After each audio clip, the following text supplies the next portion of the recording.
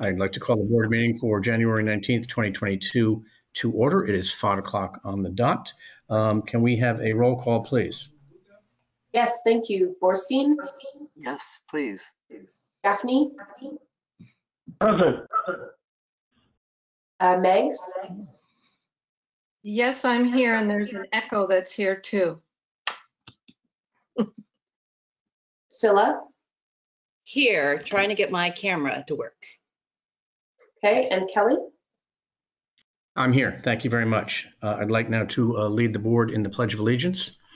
I pledge allegiance to the flag of the United States of America and to the republic for which it stands, one nation, under God, indivisible, with liberty and justice for all. There we go. Thank you very much. Can I have a motion to approve the agenda, or do I have a request to alter anything on the agenda? So moved. Second. Okay, thank you. Second. All righty, thank you, Tom. Julia, can I have a roll call on that? Pam Yes, motion thank you. and Tom second. Perfect. Borstein? Yes. Gaffney? Yes. Megs? Yes. Scylla? Yes. Kelly? Yes, Thank you. thank you. Tom, can I confirm that caller 01 is you? I'm going to say yes. Okay. Yeah, it looked like because it started moving when you're talking. So therefore, seeing no public, which disappoints me, I'm going to say that there is open time for any item not on the agenda. Yes, Julia. I apologize. Is the person named Rick Adler a consultant? Oh, I'm so sorry. Okay, thank you very much. I appreciate that. Thank you for pointing that out. Anyone who wishes to address the Board of Directors on matters within the district's jurisdiction, but not on the posted agenda, may do so. Each speaker is limited to 3 minutes. The board may not take any action or discuss items not on the agenda, but may briefly respond to statements or questions by members of the public. The board president may refer any matter to staff for further follow-up or elect to have the matter placed before an agenda for a future meeting. Having said that, is there any public that wishes to address the board on an item not on tonight's agenda? We'll have open time at every item. Yes, I would. Thank you. Okay, Rick, please go right ahead. Yes, I would like to propose, because Marin Municipal Water desperately needs to find new sources of water, that RBSD get together with Marin Water and explore whether and the cost and the feasibility of Marin Water taking your treated wastewater before it goes back into the bay and purifying it to potable water, or at least as much of it as possible. And then you would be selling your wastewater to Marin Water, which would give it back to provide it to the customers, which would go back into your wastewater again.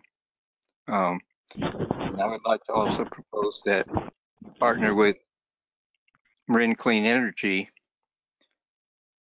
between the two organizations, Ross Valley Sanitary District and Marin Water, to put in several megawatts of solar power to power all these things. So in the long run, that would be most efficient, cost efficient, and help to defray, help with the problem of climate change. So I hope that you guys could get together with them, set up a study to see what the cost would be. A lot of communities are doing this, taking their wastewater and turning it into potable water. And I would like to see if it can be done here. Right now, the Marin Municipal Water is one of the things that always comes up is to take the bay water and desalinize it. And where they propose to get the bay water is right near where you dump your treated wastewater. So I would like to cut out the possibility and take it directly into potable water without having to deal with the salt.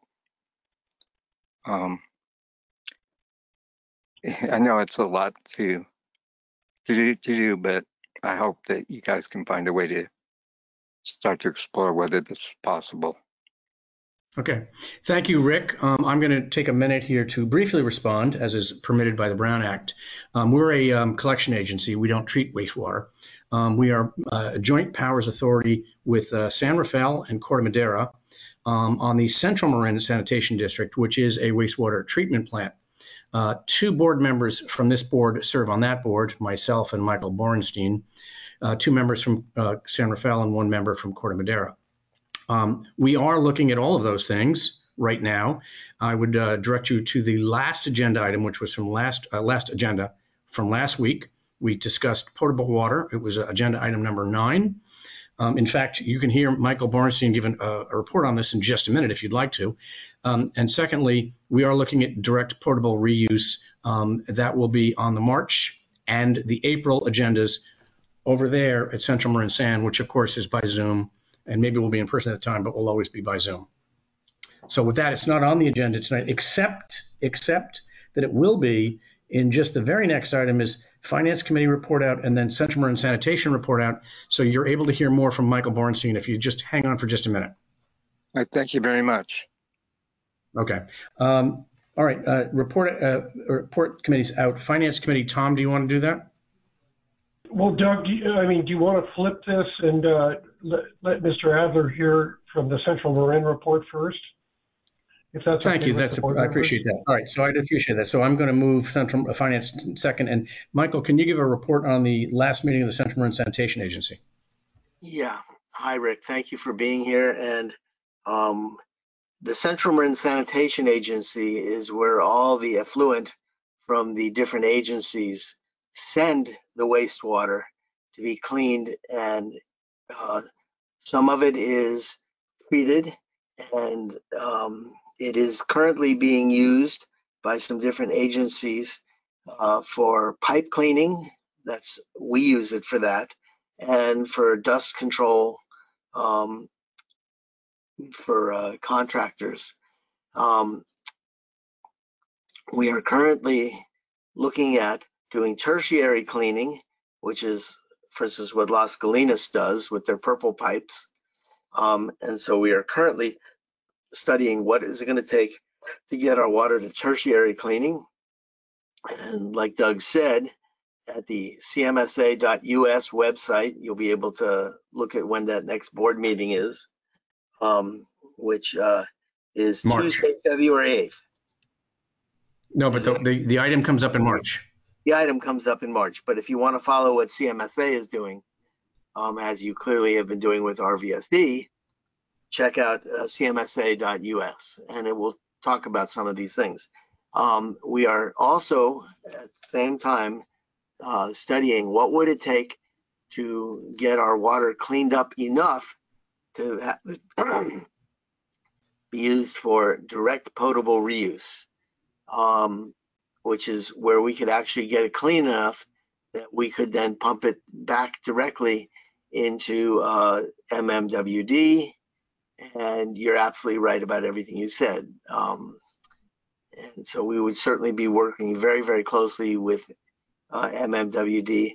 And I believe the number that I heard is that we could probably produce enough potable water.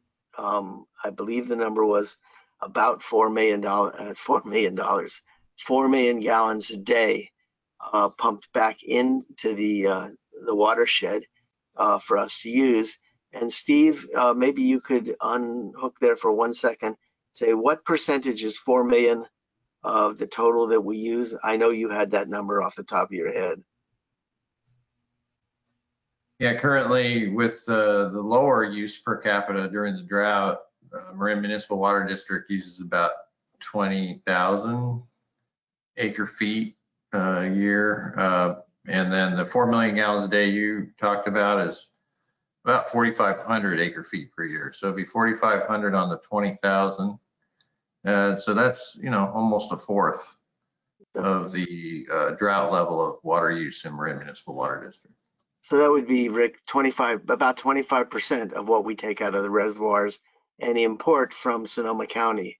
So that would be a very good thing. Realistically, by the time we did it, the number I heard is 10 years out. That doesn't mean we shouldn't do it, or at least shouldn't be looking at it now, but we are definitely looking at it at this time. And also, if you look at the CMSA website, you'll be able to look at that currently RVSD and CMSA get all of our power from Marin Clean Energy, but we do cogeneration at CMSA, which means we take our waste that we send to them and several other organic inputs that we have. We add some nice bacteria to it, create methane and other gases, and we turn that into electricity, where we, at this time, you produce about 99% of the power that we use to run the district, and anything extra that we have, we actually sell back to Marin Clean Energy for their clean energy supplies for the rest of their clients. So that's what we're doing currently. Okay, thank you. Can you give me the rest of the report on that? Yeah, but I'm going to let you respond to that, Rick. That's okay, but I want to get the rest of the report on MMWD. I mean, on CMSA. Yeah. We looked at our performance metrics for the last year, and they're right in line, as we've always done. We talked about unfunded pension liability savings options. And so I think we're talking about, at some point, and maybe Tom might want to say something because he was on the finance committee there that discussed this, but we're going to probably do a bond issue. Financially, it works out better for the agency, and then in turn, ultimately better for us because we fund them and pay off the unfunded liability at this time and put it in a bond. We are clarifying number 2. We've purchased the new center column to be put in later this year because we're going to have to do that with all 4 clarifiers. We've done clarifier number 1. It came out great. So this is clarifier number 2. Each one will be a little bit different because the rust and corrosion and wear and tear is going to be different on each clarifier. We got a whole bunch of lovely awards. 7. And like Doug was saying on number 9, so again, cmsa.us, and if you look at the last meeting, item number 9 was the recycled water study updates. And one of those things is also we only have 1 recycled water for us to use, but if we went to tertiary cleaning, which we're planning on doing, we would have to have more fill stations because if it's not convenient, people aren't going to do it. Okay, thank you. And I'd point out that our recycled water use there has been going up and up for what we can use it for legally now. And so that's good. Thank you. Rick, do you want to respond to that report at all? It's all very good news. I'm happy to hear that you're exploring those things. The reason I suggested you install solar on your facilities is so that you can have direct use of the energy. It would take a lot more energy to produce the potable water than, and that by having the electricity directly at your site, you don't have to pay PG&E, and it's more secure for when the wildfires cut off the electricity from afar, or other kind of disruptions in the electricity. It takes a lot of electricity to transport the electricity too, so you get more efficient if you do it directly. Just as a matter of interest, CMSA. Well, I was going to say, just as a matter, Rick, at CMSA, we've been using a 750 kilowatt engine, which is at the end of its useful life cycle. we are installing currently a brand new 1 megawatt engine that's 30% more efficient than the old engine. So we should be producing a lot more power, and hopefully we'll be able to use that for any of the cleaning of the water that we do. And you run that off of the natural gas that you produce? Excuse me? You run the... Yes, that's good. Yes. Okay, thank you very And much. we have discussed putting solar, by the way, at our new facility, which is we're not moved in yet, at 111 Anderson Drive, currently known as the Comcast building. We purchased that building. They're staying on the first floor. We're moving into the second floor when ready. That's good news too. I thank you very much. You've been Thanks, very Rick. helpful. I really appreciate Okay, you're very welcome. Please feel free to join us at CMSA next meeting. Tom, if you could do the finance report meeting. Okay, yeah, thank you, Doug. You and I attended the Finance Committee yesterday, and we reviewed the financial statements in detail, and we are in excellent financial condition. We can tell completely about that. Right as of the November financial statement, we were at the low point of the year with our cash, but December is the big month for us for receipt of most of the, or over half of the property taxes and half of the service charges. So now we've got a considerable amount of cash. We also, our financials also reflect the fact that we're leaving less money now in the bank account and moving a greater proportion into LAIF, which earns interest. Now, it doesn't earn very much. It only earns about 0.24% interest, but at least it earns something, and it's with sophisticated investment advisors. We had one of our agenda items is the Srf Loan, and it turns out they've switched us from that 85% co-payment, where we pay 15% and they give us 85% of the loan, then we pay back 100%. We've been shifted to 1.1% interest rate, which is more favorable than the 15% discount. And so we've got all those documents in our package tonight. And then we also went over the NBS reports, and the staff asked us if we thought the board would really want to see these in the future, and we concurred completely. And I think you'll like what you see on that. Did I miss anything, Doug? No. Okay. No. The financing documents, updated financial policies. No. Oh yeah, well we did. We went all over the financial policies again. Of course, I forgot all about that, and we've been over that twice for 2 meetings now, and I think that's right. In good shape. I think with Tom's advice and Jason and the staff over there, the financial policies, if well written, really are important to the rating agencies. They want to make sure that we're following appropriate, generally accepted accounting principles and standards. And we didn't make a lot of changes. I would say that recently we did increase our rating at CMSA from AA negative to AA.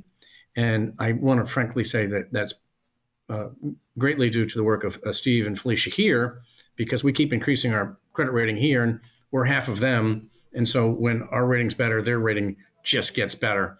So I want to thank staff for that. Okay, North Bay Watershed, Pam? It was canceled due to COVID. Thank you for that long report. Appreciate that. Can I have a verbal report from the general manager, please? All right, thank you, President Kelly. I'll be pretty brief today. Happy New Year to the board. And one piece of generally good news, we incurred about $90,000 and documented it carefully. We incurred about $90,000 in costs due to COVID-19 in 2020. when it first hit. And so we were eligible because it was an emergency declared. We thought we were eligible for FEMA funding for the responding to the emergency and complying with the public health orders of the county, which, you know, these extra costs. And we were unable to secure any funding from FEMA or Cal OES. But when the ARPA passed, which is the America Rescue Plan Act, earlier in 2021, the CSDA, California Special District Association, worked on securing funding for special districts to cover COVID costs. And we learned recently that we indeed were able to receive some funding. There was a calculation they did for all the different districts, and we ended up qualifying for about 20% of what we requested and documented. So we did receive a check for $15,717 to be reimbursed for costs incurred due to COVID. Examples are, you know, personal protective equipment that we purchased, you know, the placards we put on the side of the trucks, asking people to stay 6 feet distanced. And then you might recall we did change orders on a couple of construction projects in progress to have to pay consultants to document our compliance with the COVID safety plan required for construction projects by Marin County. And so again, we did receive some reimbursement. That's good news, and yet it wasn't really all that we had incurred. And I really have to thank Felicia and Barry in our accounting office, who diligently documented these expenses as they occurred and worked hard twice, you know, in 2 different processes, and were successful in getting some funding. So it was a saga, and I think, you know, we can declare some victory. And thank the CSDA for stepping up on our behalf. Does that sound right? Yep. Good. And then I'd like to also remind the board, in the last board meeting, we said that we'd be opening bids for the 1111 Anderson remodeling project today on January 19th. We postponed the bid opening 1 week from today to January 26th in order to answer some questions of contractors, which we believe will ensure the maximum amount of bidders. There were actually, at the mandatory pre-bid walkthrough meeting on January 5th, there were 20 contractors that attended that mandatory meeting. So that's a hopeful sign that we will receive competitive bids. More to come. And then finally, just like to let the board know that, yes, we issued a press release on Monday, January 10th, announcing that the EPA had signed off on the PCB contamination cleanup at 2000 Larkspur Landing Circle, our former wastewater treatment plant, which clears the way for unrestricted use of that land. There are no exceptions. Any kind of land use can be undertaken there, including residential and other sensitive land uses. And so also the press release announces the availability of a community survey that you approved in October last year that is now live, linked to our website. And we've received some response so far, but only today did we receive a call by the Marin Independent Journal. I received a call. I believe President Kelly also received a call. And so they're intending on doing a story the next day or two, hopefully, and which should help spread the word on the availability of the community survey. Responses to the community survey are being accepted up till March 10th. And also our project team is implementing a survey distribution plan as we speak. They're contacting this week different towns and jurisdictions in our district to spread the word, and we're going to physically mail a postcard to every address east of 101, where the Larkspur Landing community is that would be more impacted by any future change at that property. So we're underway, and we should make a lot of progress in the next few days, especially if we get the newspaper announcement out. So hopefully that goes as planned. And that is all I have today for my verbal report. Thank you very much, Steve. Any questions? Anything from the public? Okay. Any verbal reports by any board members or any requests for future agenda items? Pam, Shaker, yep, go ahead. Hold on. Couple of things. I actually sent an email to Steve about advise, how to put out advertising to get this survey really out there. So can that, and Steve was great we had some great ideas to share. So I'm just hoping we can get a lot of people, and maybe we could get a report at each meeting to say if it's looking good, that people are actually responding to the survey. And I think each one of us as board members could really get in touch with our areas of politics, our town councils or community centers or whatever, to start giving that information out. Secondly, somehow I got onto the CSRMA, their meetings. I don't remember why I was looking at them, and I did not know that. I guess you're all meeting, is that right? And they have a voting, folks vote on that board, and I think I saw $3 million budget, and I think it would be nice if we got a report out on what's happening there. If we could do that, that would be great. Can you tell the public what is CSRMA?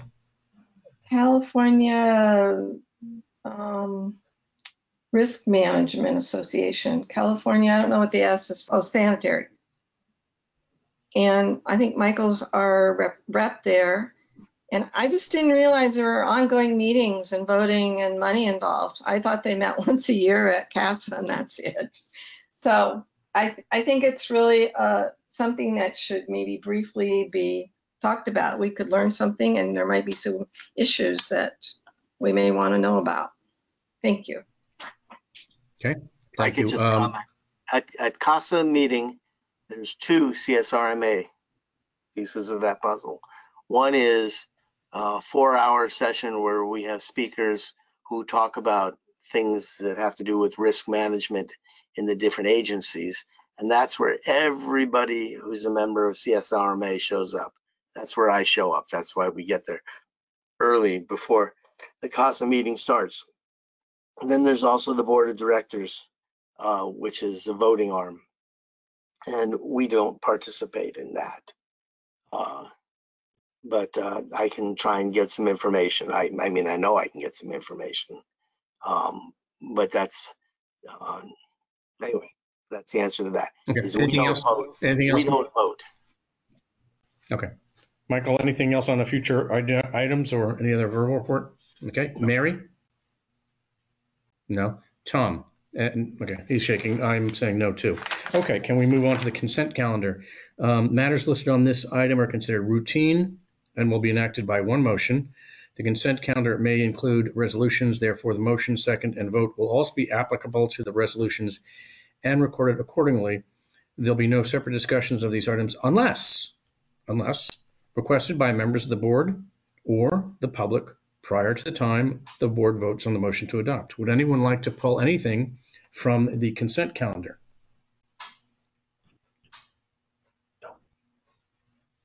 All right, seeing none and no. I'll move the consent calendar. I second. Okay, we have a motion. All right, thank you, Tom. So we have a motion and a second. Julia, can I have a roll call, please? Would the public like to comment or say anything about this? I asked. I did ask you. You didn't speak up. Perfect. He's welcome to now. Roll call, yes. Borstein, Yes. Gaffney, Yes. Meigs, Yes. Zilla, Yes. Kelly. Yes. Thank you. Thank you very much. I'd like to move on to item number 8, concerning consideration of accepting the improvements completed per public sewer extension permit number 405 for the public sewer main constructed within Crescent Lane in San Anselmo. Steve? Yes, this is a continuation of the item that came before you in June, I believe, last year. And the project's been constructed. It's been inspected by our inspection team and our engineer and built as proposed and requested by our technical staff and funded by the applicant. And so it included some of the public sewer between a new manhole and replacing a pipeline to an existing manhole, as well as their own lateral construction. So it was a good public-private partnership, and we, as staff, recommend that the board accept this change to the sewer system. Do we have questions for staff? This was at no cost. This was at no cost to the district, right? Except for our inspecting time.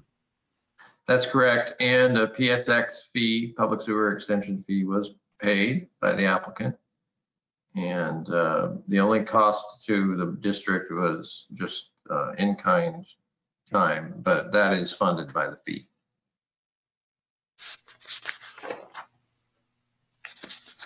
Do we have any other questions? Michael, Mary, Pam, I can't see you, but I can hear you. Any comments from the public? Okay, I'll bring it back up here. Do I have a motion? I move we accept the improvements completed per PSX permit number 405. Second. Thank you, Mary. Second. Tom, thank you. Okay, may I have a roll call, please? Yes, thank you. Borstein, Yes. Gaffney, Yes. Meigs, Yes. Scylla, Yes. Kelly. Yes. Thank you.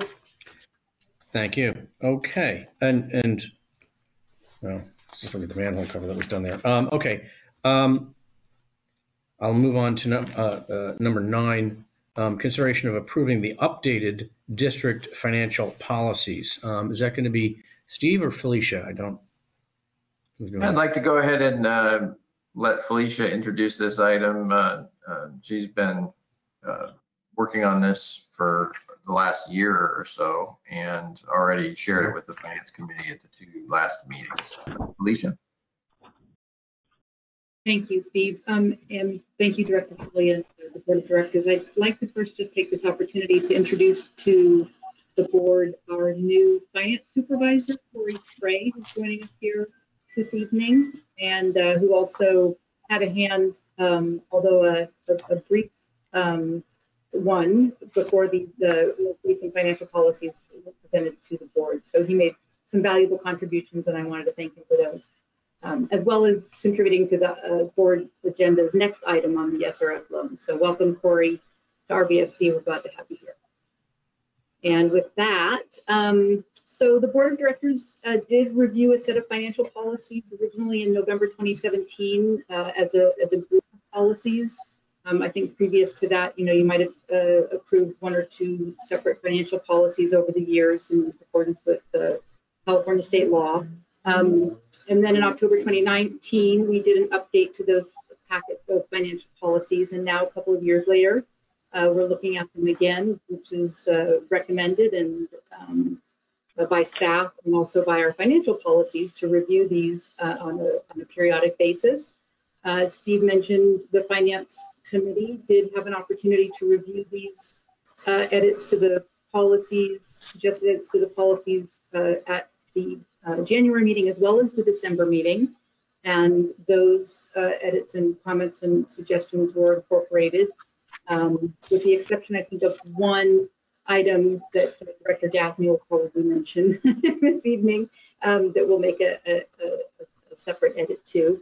But overall, as the staff report points out, and as you all are familiar with, the document includes red strikeout for suggested deletions and red underlines for suggested additions. Most significantly, the policy 9 for debt management. There were quite a few edits that were made as recommended by the District Municipal Finance Advisors for capital. Staff recommends separating from the procurement policy our credit card policies and making those separate policies. And then another significant edit to our body of financial policies was incorporated by ordinance that was adopted by the board in August of 2020, which is our Uniform Public Construction Cost Accounting Act. And so that provides for informal bidding and is now included in our financial policies. So there's a couple of other, changes throughout the document. I'm sure if you've all had a chance to read through those, if you have any questions, I'd be happy to discuss them with you. And Corey is also available, as well as Steve. We welcome conversations and edits. And like I said, I believe Director Gaffney in particular has a suggested edit to our investment policy document too. 2 edits. Tom had 2 edits. Yeah, that's right. So with that, I'll turn it back. Yeah, thank you, Felicia. Tom, do you want to mention your edits? Do you remember both of them? I have them written down here. Yeah, actually, we should, on page 2, guiding principles, we maintain a CIP reserve equal to 50%. That's page 2 of the, page That's right. 48 That's of the third one. Page 2, that's 50% there. And on page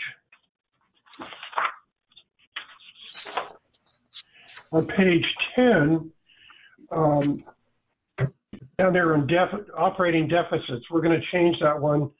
What was it, Felicia, to operating budget? Operations funding or operations expenditures? Right. Operating. I Yeah, think we're going to change that. Mhm. Operations expenditures, I think, is what we decided on. Mhm. And then As on opposed to- page 21, Deficit.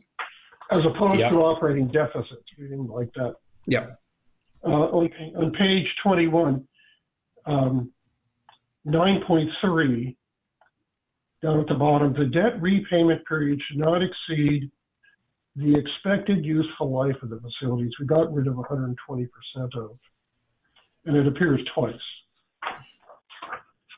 And those are the changes we came up with at our second finding on this review of this document.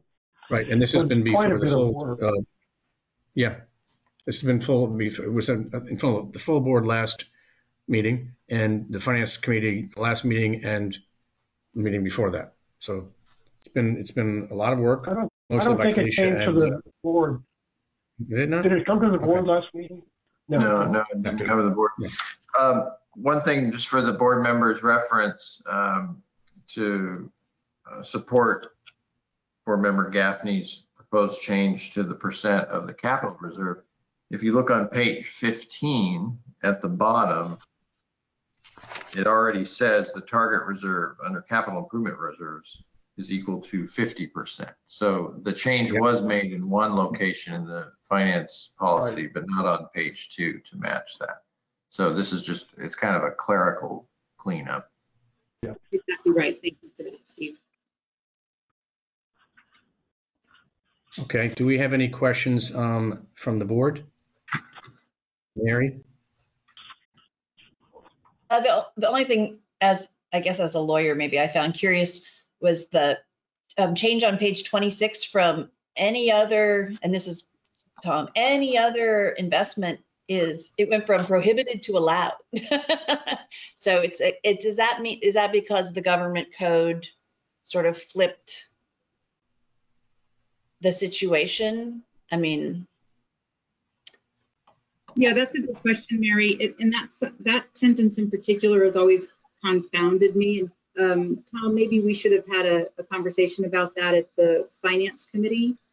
As Mary points out correctly, it was originally prohibited, and I did research that yesterday, and that's pretty much consistent with how that's exactly consistent with how that investment policy has been adopted in previous years.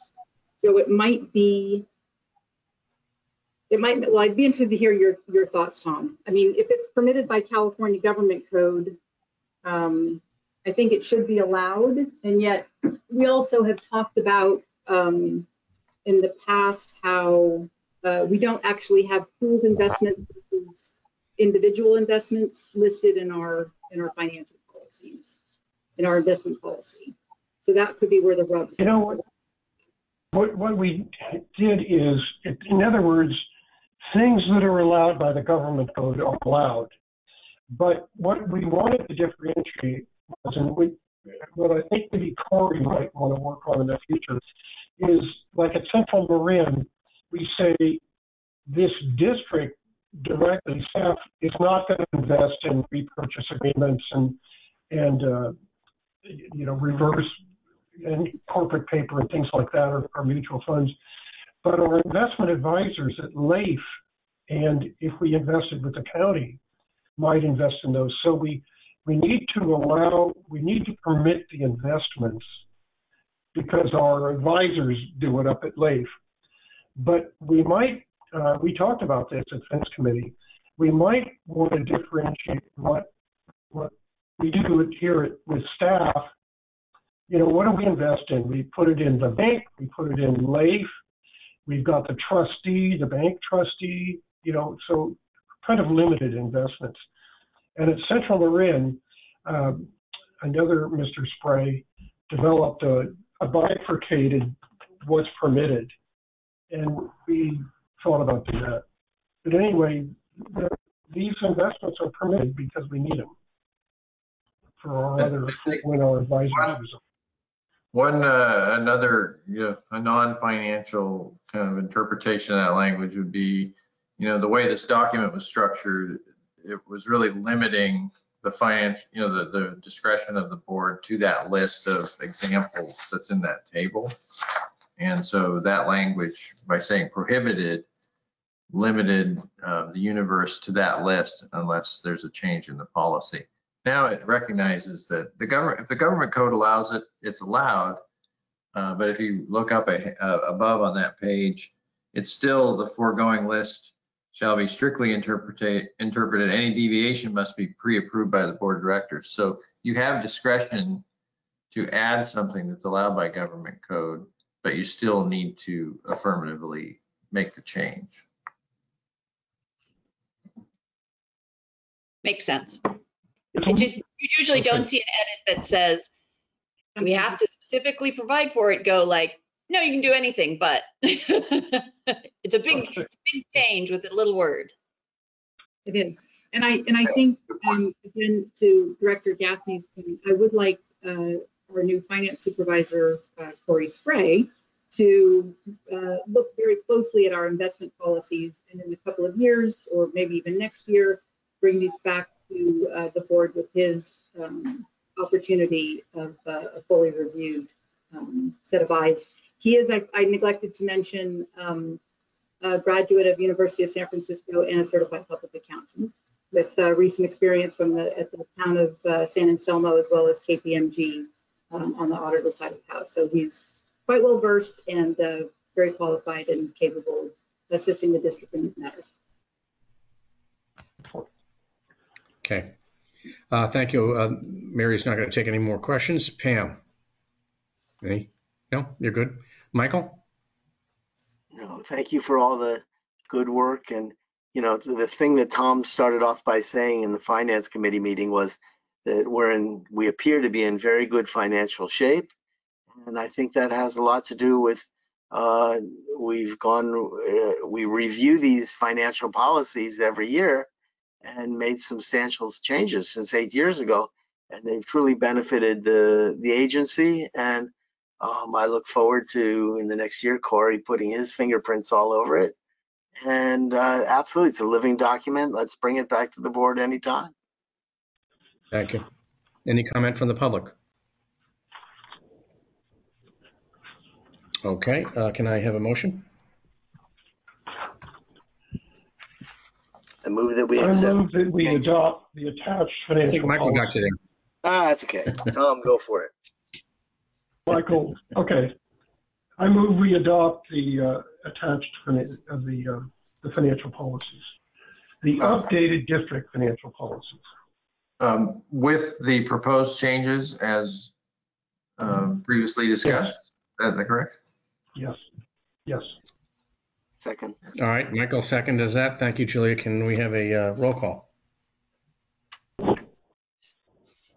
Yes, thank you. Orstein, Yes. Gaffney, Yes. Meigs, Yes. Zilla, Yes. Kelly. Yes. Thank you. Thank you. Thank you very much for that. Again, that document gets better every year. Item number 10, consideration of adopting resolution number 22-1616, approving, authorizing, and directing execution of certain financial documents for improvements funded by the Clean Water State Revolving Fund Program. Steve or Felicia, who's taking this? Yes, I'll do an introduction, but there was a lot of people worked on this item. I want to acknowledge Andrea Clark, our district council, put a lot of effort into getting us to this point in terms of working with State Water Board Council, as well as our bond council. And I may be missing somebody there, but it was a large team and a lot of effort to go through this exercise, in addition to Felicia, and we had a chance for Corey to see some of the work here and help out. So I'd like to remind the board, it occurred to me, we talked about this at length about a year and a half ago, around, I think, July or June of 2020, when it was announced in the State Water Board's intended use plan for the State Revolving Fund, which is administered by State Water Board Division of Financial Assistance, but it actually is federal money that comes from the US EPA to support various infrastructure to meet EPA and state standards for environmental protection. So this is a program of national scale that replaced in 1987 what was it? It used to be a grant program to support public works in water and wastewater, and now it's shifted into a loan program, a low interest loan program. So it's very competitive because the interest rates are quite low.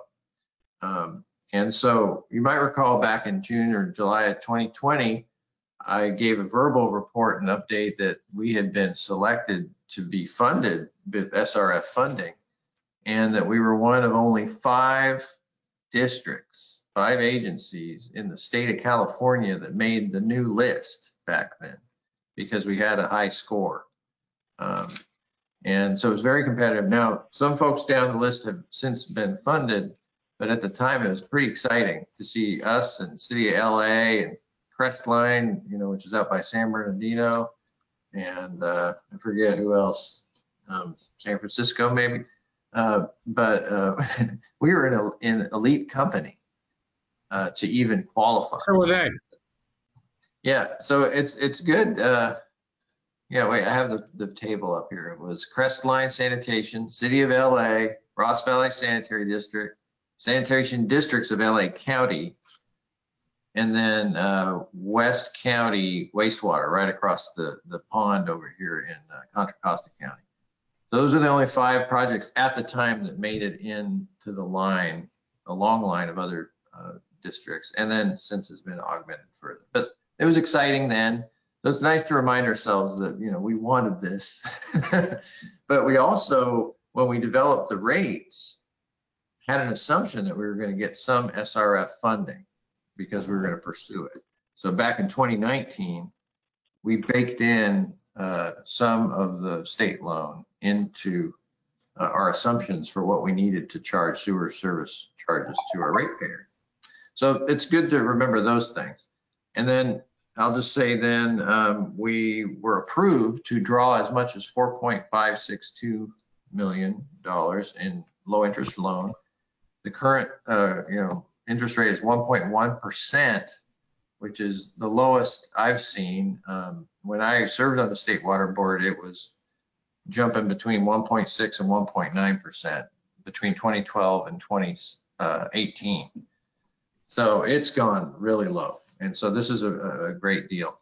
Now, as pointed out in the staff report, because we received such remarkably low bids in the pandemic environment around April of last year, our overall project cost is estimated to be only about 1.7 million for the work that was approved. And then yet we were approved, we can draw as much as 4.562 million. So that's where we're at this point. We're in discussion, down the road, there may be opportunities to take advantage of more financing. That's to be determined. But for now, that's where we're at. And so I want to give you that overall global perspective on the SRF funding. And just to say, this is the final step in actually being authorized to be reimbursed with these SRF loan funds once the board executes an agreement.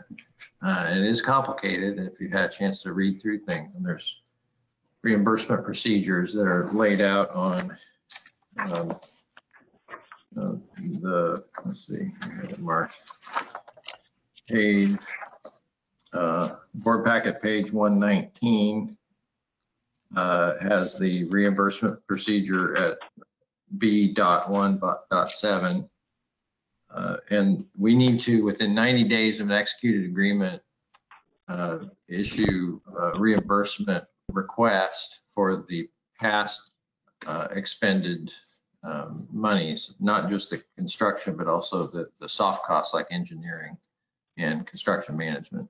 So once the board, if you decide to approve the agreement, we are on the hook to move fairly quickly to document costs incurred, because we are, the construction is complete as of last month, but we received assurances all along, and the agreement provides for us to be reimbursed for expenditures already expended. And so we had that assurance, and we can move forward with confidence on this agreement, financing agreement. So I wanted to point out some of those nuances to the agreement. And at this point, I want to hand it off to either Felicia or Andrea. I'll first go to Felicia if you have anything to add, and then Andrea to provide some legal insight into the agreement. Thanks, Steve. I'll just turn it right over to Andrea. I don't know about legal insight, but this was certainly a more laborious effort than I think we anticipated in terms of jumping through the state board hoops on the staff side and on the legal side.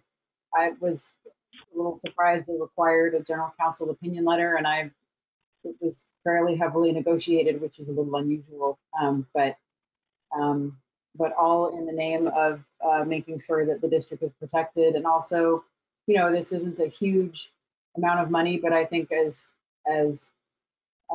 your general manager described early on in this process, it's good to do this and to have done it and have it under our belts, and the optics of it are really positive for the district. So it's worthwhile, and I'm happy to be through it. So we're glad to be at this point. We were hoping we'd be here a few months ago, but it was out of our control. So that's all for me. Yeah, thanks again for all your work and tracking that and getting things pulled together in a timely way. It's there's no credit. I'm impressed we're here, even though 2 months ago would have been nice. This is great. All right, thank you. Can I ask a really basic question? Doug, is it okay if I ask a question? No, go ahead. Yeah, please. What is being sold? I look at this and I'm like, it's a sale agreement. Is there something being traded for money? or is it a weird use of the word sale? Gravity improvement projects, Butterfield Arroyo Kendrick project. We're not selling anything to them, and they're not selling anything to us, right? It's commonly called an installment sale agreement. Maybe Tom, do you have any background as to why it's called that? Yeah, you know, I believe it's an installment sale agreement where we need a legal ability to go into debt. And so we're using a long-term contract. And I think there's a trustee involved. It's a three-party deal. And it's like a sale and lease back, but we actually, an installment sale, we own the property. So it's a device to allow us to use our ability to enter long-term agreements to finance a facility. It's kind of like a certificate of participation. And in other words, they're giving us a loan. Okay. And that's the deal. I understood the rest of it, but I was just like, who's selling what? Yeah. But it's a term of art, basically. It is. Facilities. I'll remind you that when we first talked about state revolving funds, we said the interest rate is extremely low, and you don't incur any interest until such time as you withdraw the funds. Okay, as opposed to a bond issue where you're taking the whole bond at once, but that it was very onerous reporting. That was the one caveat to that. So this project, and it's really drawn out on board packet page 99, the 2019-2020 gravity sewer improvement Butterfield Arroyo Kendrick project, which was supposed to be $4.523 million, came in at 1.7, which was 37% of the engineer's estimate, which doesn't happen very often, but we'll take it. So that was a $2.8 million savings on the engineer's estimate, which usually we go slightly above the engineer's estimate. But COVID, so we lost, $90,000. We got 15 because of COVID. I think we'll take the 2.8 that we got on this project and call it a win. So that was, I think this is a great thing. And I also want to thank Andrea. Yeah, there's a lot of legal verbiage in this that they require and that you had to go over, and it's required in order to get the loan. So any questions from the board or comments? Tom? Yeah, Andrea, did you have to negotiate with them? It seems to me like they write these agreements. They've written hundreds of these agreements. In other words, was there a lot of changes? No, my reference to negotiation was really about the general counsel opinion and the bond counsel opinions, which are typically not heavily negotiated. There were some changes to the loan agreement. I guess I think of it as a loan agreement, Mary. The installment sale is a strange way to say it, but there were a couple of changes because the state board was very concerned about other bond and other obligations of the district's ability to pay back, which is not a very large amount of money in comparison with our annual budget.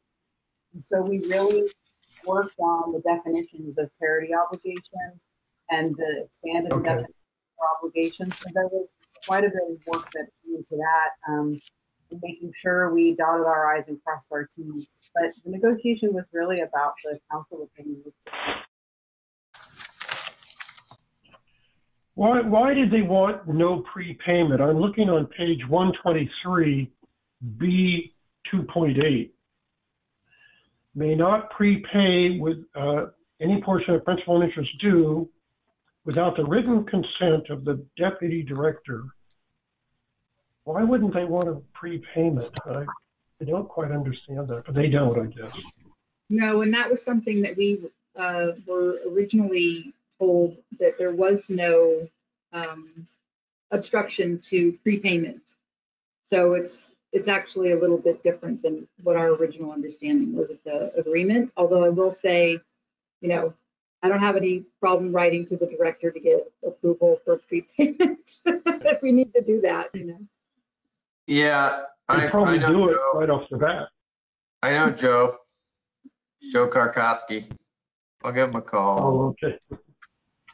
No, yeah, like Felicia says, this says you just have to get approval, so we can contact them and get it set up if that's what we decide makes sense financially. And what you told us yesterday was that we are only going to take out about 1.7 million with this document, but we might negotiate to see if we can put some substitute projects for additional amount. We may or may not be able to do that. Is that? Yeah, at this time, it's really not productive to engage the state board on that question until we have an executed agreement. Yeah, okay. There are things in the, there are dates. So on that one, on page 1, what was it? That cover page. Oh yeah, page board packet, page 899, page 99. It has some dates on here. So you see, this is the cover page of the agreement. And oh, sure. Eligible work start date, January 1st, 2019. That's a good date because we can go back to that date and look at consultant costs and things like that. Then the next date is a good date, June 17, 2021, construction date. We started pretty much spot on that date. I believe that was mobilization. But then the next one, construction completion date, July 1st, 2022. State board staff indicated that isn't a hard stop. So, expenses after that point could be claimed or, through the process of getting a disbursement. So that was good news. And then but then there's this final reimbursement request date of January 1st, 2023. That's less than a year from now. And so we'll have to learn more about how rigid that date is in this agreement. If we need to request a change, if we have a viable set of work that could meet the expectations of SRF funding. It has to have a thorough environmental review, cultural resources, Endangered Species Act compliance, so there's a lot that goes with it, but we're not ruling it out. We're going to, at staff level, review what work we have that may be similar in character and composition. It's basically, replacing pipes and manholes using open cut and pipe burst methods. And so, there may be a path to getting some additional financing for additional work, but that remains to be seen.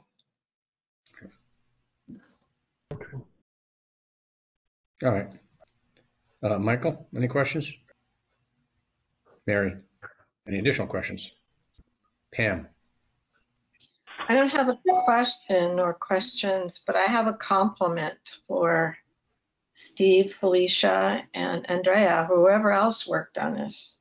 It's very complicated, convoluted, and to trust that we have actually done extremely well is very important to me, but I really do trust the work and the staff's ability. So thank you very much, and thank you for taking all my nerdy questions at the last minute too today. But it really clarified some of this that is so hard to digest. So anyway, I'm ready to vote. Okay. Any comment from the public? Okay, Pam, did you have a motion? Yeah, I'll make a motion. Oh God, what is the motion? I already forgot. Item 10, right? I hope. Item 10. Consideration of approval of Resolution 22-1616, approving, authorizing, and directing execution of certain financing documents for improvements funded by the Clean Water State Revolving Fund Program. Just a quick question on that. Do we have to clarify the word certain? It leaves it very vague, Andrea. Right, but I tried to specific one is a little bit more of a description, the recommendation. You're very garbled. I think it's fine to just approve resolution 221616. If you look at the resolution, it's a very long title. So you can just approve 2216 is in the resolution number, and that's the attached document. Okay. So I'm gonna take that as your motion. And do we have a second? Yes. Who's that? A second. Second is good. Okay, Michael, thank you very much. Can we have a roll call, please? Thank you. Borstein, Yes. Gaffney, Yes. Meggs, Yes. Phila, Yes. Kelly. Yes. Thank you. The final item on the agenda are the monthly operations, the informational items, monthly operations and metrics report, and then the NBS fiscal year 2021 annual reports. Any comments from the board on the metrics, or questions, or compliments, or? Steve usually takes us through these. Yep. What does NBS stand for? Is that the name of the company, or The it company, just? It used to be Nesty, Brudine, and Stone, but they shortened the name. What are they? Who are they? Are they a consultant? Engineers. They're basically engineers. Okay.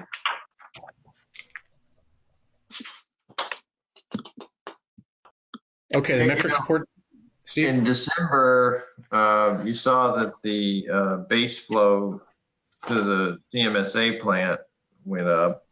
The overall flow for the month of December just jumped compared to previous months. Up, on page was that 158 of the board packet, or page 4. And I don't have a real explanation for this. Usually, we've seen in wet weather, we can come down as a percentage, but we kind of came up as a percentage compared to other JPA agencies. So we may learn more about those dynamics because we actually have flow monitoring out for the contract you approved to update our hydraulic model. So we'll get more insight into that dynamic. Yeah, but we also used to be like 53% of the flow That's in true. wet weather times. Right, I so remember we're that. still down at 49, yeah. Less than half. Look, it's better when we're at 42. Yeah, right, we hit a low, that was a 4-year low percentage. We reached that before back in 2017, I believe. But so a couple of highlights, we see things like, well, we sent the odor scrubber media to the labs for life expectancy. Odor scrubbing is a relatively new thing here in terms of looking at whether we're getting close to breaking through and having odor complaints. We had an issue with our new system at Kentfield because we hadn't set up a regular program of testing the media that prevents odors from getting in the neighborhood. So it's near where Director Scylla would be a sensitive receptor. So we've actually instituted a more preventive approach, and this is an example of that. And right now that media at pump station 15 is holding up better than we hoped. So we'll just keep testing it on a regular basis and anticipate quote unquote breakthrough or the exhaustion of the media before we have an issue. And you might remember at the ribbon cutting at pump station 12, we put in a state-of-the-art photoionization odor scrubbing system there where you can't even tell it's a sewer pump station. It's quite efficient, and we're going to use that same technology in the project at Pump Station 14, which is next to Hall Middle School in Larkspur and close to the CMPA police station building that we meet in physically.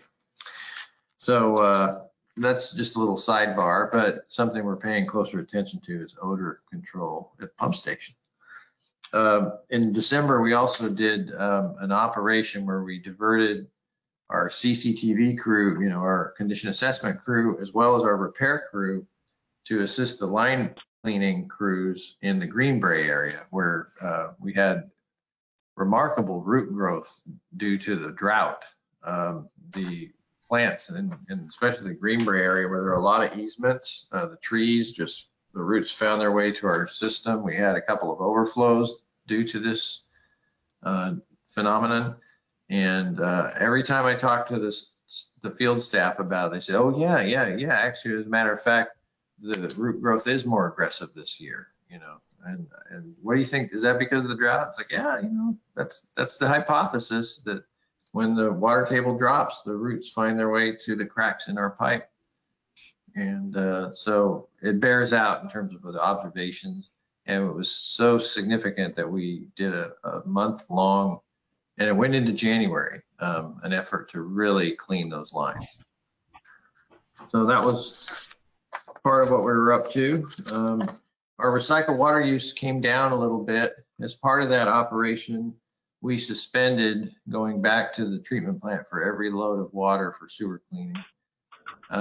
We still use some, and so you see on page 7 or board packet page 161, still very substantial use of recycled water compared to potable water, but you do see the potable water use go up in the last 2 months of November, December. Because after we started seeing significant rains and local reservoirs now are full, we are still filling up at the end of the day and doing recycled water as we did before the drought. But we fill up with potable during the workday, so we keep up on all the aggressive root growth that we're trying to get out of our system, so that we don't have overflows. And we have had more overflows this year than last year. So you go to the next page, you see the current. Well, hang on. I want to just point out that the potable water use in 2019-20 fiscal year was potable water 83%. The next year, fiscal 2021, potable water down to 53%. And this fiscal year, potable water is down to 21%. So we're using more and more recycled water. It's not as significant in the world as we'd like, but it is significant that we're continuing to use recycled water for our trucks. Go ahead. Yeah, definitely. And we did finally cross that threshold where we can fill an Olympic-sized swimming pool with the amount of recycled water that Ross Valley has used since we started in 2019. So we're at about 1.3 Olympic-sized swimming pools at this point. So, and that's great. You know, that's significant water. As we point out, we looked at this in detail in May, you know, and it's about 16 houses worth of water, you know, the amount that we use for sewer cleaning. So if we can save water, that's great. You know, that's someone's annual amount. It doesn't do a huge impact on the overall story, but we do our share. We did have a couple of SSOs, one of which barely reached surface water. It dripped into a drainage channel next to Winding Way in Ross, which is pretty far from surface water, but we still report it to CWIX. And we're going to be in the coming months looking, taking a good fresh look at how we prioritize our pipe cleaning and how often we do it. We're going to try to take it up a notch as far as our data-driven decisions, so we can be improve our performance on preventive work going into next year. You know, and so I think we've seen a little uptick in SSOs this year, not just from stormwater, but also from accumulation of roots and rocks and debris into our small sewer system. You know, as a reminder, 68% of our pipes is 6 inches or less diameter, 68%. 82% of our pipes are 8-inch in diameter or less. So the majority of our system is very small diameter, and we're very vulnerable to roots and rocks and debris. And so we have to really be sophisticated to prevent SSOs. So we've got an idea on how to do that. And with our new operations superintendent coming in, he's got some knowledge about CMMS systems, and we're excited to welcome him, Jeff Cook, into the team to take a fresh look at how we prioritize our line maintenance work.